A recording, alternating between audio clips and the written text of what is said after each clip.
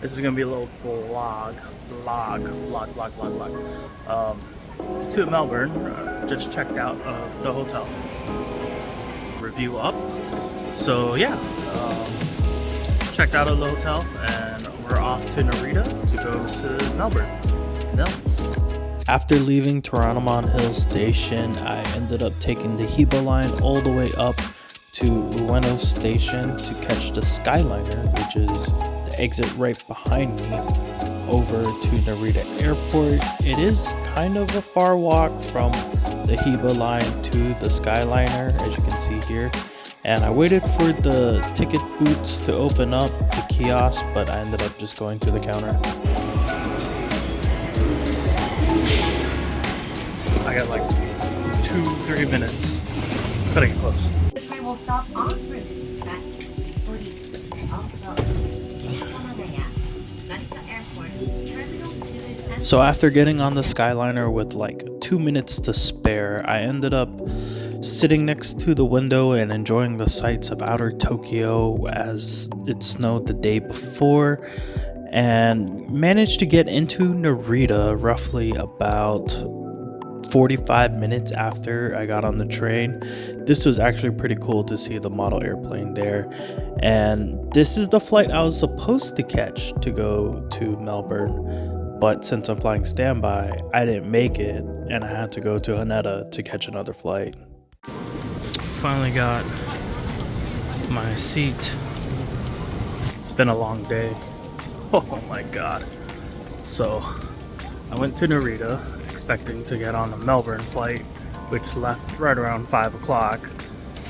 When I checked in, or when I was about to check in, the gate agent was about to clear me, but then I guess they're moving people over from another flight. I believe it's a canceled Brisbane flight, and from there they just moved everyone on the Melbourne flight. So what would have been a direct flight for me ended up just being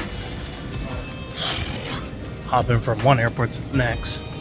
So I saw that there was a Sydney flight that left out of Haneda on ANA, 20 something seats, filled up quickly. So I went from Narita to Haneda after JAL, and then yeah, so now I'm here at Terminal 3 in Haneda, getting into Singapore roughly around 6:30, and then going to catch an Emirates flight to Melbourne and getting in at 8 o'clock tomorrow night. So that's a difference from 5 a.m. to now 8 p.m. And I'm gonna miss Melbourne, but I have 3 days, so cross my fingers. Good weather. Yeah, let's go check out a lounge. Now the Tiet Sky Lounge up here is straight out of customs when you get into Haneda. So you just take the escalator up and check in, and the process overall is pretty easy. They do have some food options: fried chicken, as you can see there, onigiri, potato chips, and whatnot. Overall, the food selection is pretty good. I do like this automated beer machine, which is so cool. Ain't gonna lie, I had like a couple beers and some chicken and rice, to be honest. And then I realized that my gate was on the other side of the airport. So I made it on my JAL flight to Singapore, and it was an overnight flight, so I was really tired at this point where I just ended up passing out. But little did I know, I forgot to fill out my arrival card into Singapore. So good thing, sat down, you scan the QR code there and fill it out. But as soon as I cleared customs, I then lost my papershoot camera.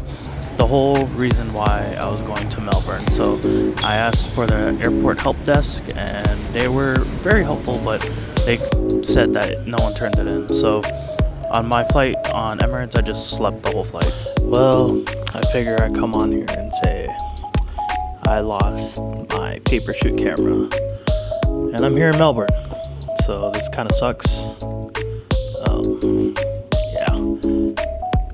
The reason why I got the papershoot camera is because Melbourne is kind of like an artsy kind of city, and I really wanted to see how the camera would work with the trams and the background, all that stuff. Like I had some ideas. With it, and unfortunately, when I was riding myself from Haneda to Singapore and then Singapore to Melbourne, I was so excited that I put it in my hoodie pocket of my ASU hoodie, and I was rushing to get out because I was like, oh yeah, it'd be perfect to get the papershoot camera out to take a picture of the falls and everything, or the jewel, and fell out.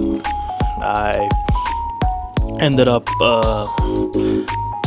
filing a report with the Singapore Changi Airport, and they pretty much said they didn't find it.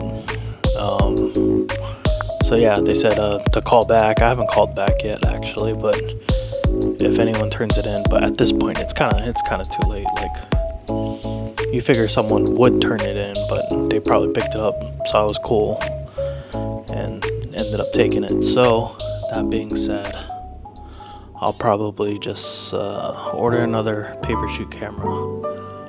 Sucks because I got it for Melbourne. Like the main reason, like even in my first video, it was for Melbourne. But I guess one of the downsides of the papershoot camera that I can talk about is that yes, it's very small and compact, but like when you bring it out into the elements, like when it's cold, I noticed it struggled to shoot. So there are several shots in the Tokyo snow that I wish I got, but the camera was too cold and wouldn't shoot. You'd hear the beep, and then it wouldn't go. It wouldn't take the picture. So I was like, oh, damn. So yeah, unfortunately, I'll just have to wait and get another papershoot camera. That black thing, it's the strap. Definitely going to keep that on me at all times. Put the papershoot camera on my neck for the most part. But yeah, kind of bummed out. Really wish it turned out better, but hey, I'm here in Melbourne. Let's make the best of it.